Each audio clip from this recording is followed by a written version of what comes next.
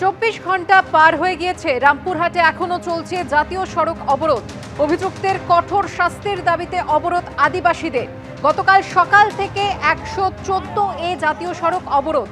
তুম্বনি গ্রামের কাছে রামপুরহাট ঝাড়খণ্ড যাবার মূল রাস্তা একেবারে অবরুদ্ধ। আর এই মুহূর্তে সরাসরি চলে যাব আমাদের প্রতিনিধি ভাস্কর মুখোপাধ্যায়ের কাছে। ভাস্কর, কি দাবি করছেন আদিবাসীরা? এখনো এই অবরোধ চলছে?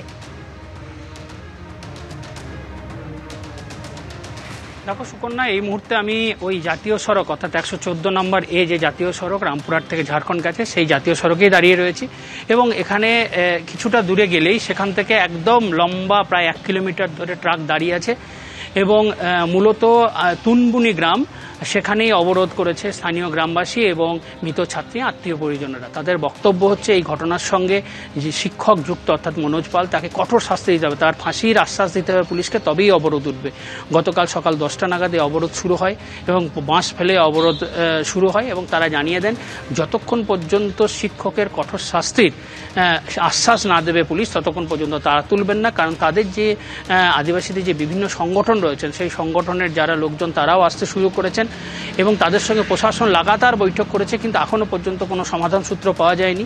আমরা গতকাল সন্ধ্যায় দেখেছি রীতিমতো টায়ার জ্বালিয়ে সেই অবরোধ করা হয়েছে এবং এই রাস্তাটি খুবই গুরুত্বপূর্ণ একটা রাস্তা, কারণ এই রাস্তাতে রামপুরহাটের সঙ্গে ঝাড়খণ্ডের সরাসরি যোগাযোগ এই রাস্তার মাধ্যমেই। একইভাবে আশেপাশে প্রচুর খাদান রয়েছে, পাথর খাদান, সেগুলির ট্রাকও যাতায়াত করে এই রাস্তা দিয়ে।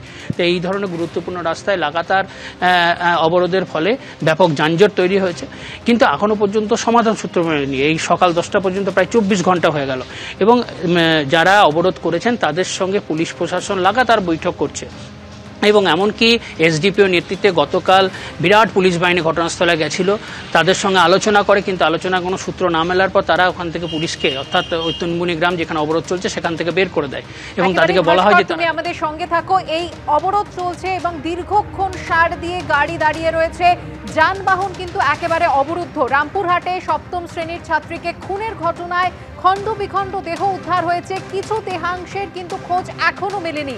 পদার্থবিদ্যার শিক্ষকের বাড়িতে সার্জিক্যাল জিনিসপত্র মিলল এবার। তদন্তে এমনটাই উঠে এসেছে। রামপুরহাটের তুম্বনি গ্রামে ঘর ভাড়া নিয়ে থাকতেন অভিযুক্ত শিক্ষক। আর কি কি জানা গিয়েছে জানবো সরাসরি। আরেকবার চলে যাব আমাদের প্রতিনিধি ভাস্কর মুখোপাধ্যায়ের কাছে। তবে তার আগে আপনাদের জানিয়ে রাখি যে কি কি উঠে আসছে এই তদন্তে। নতুন যে তথ্য উঠে আসছে যে এই শিক্ষকের বাড়ি থেকে একাধিক সার্জিক্যাল সরঞ্জাম তা কিন্তু উদ্ধার হয়েছে। রামপুরহাটের তুম্বনি গ্রামে ঘর ভাড়া নিয়ে থাকতেন এই অভিযুক্ত পদার্থবিদ্যার শিক্ষক।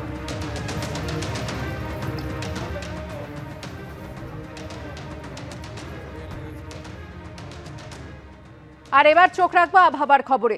সকাল থেকে মেঘলা আকাশ, কলকাতার বিভিন্ন অংশে বৃষ্টি, পুজো প্রস্তুতিতে কাঁটা, পুজোতেও বৃষ্টির ভ্রুকুটি।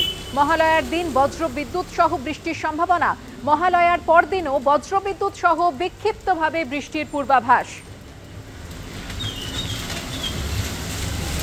শহরে সকাল থেকেই মেঘলা আকাশ, কলকাতার বিভিন্ন অংশে বৃষ্টিও শুরু হয়েছে।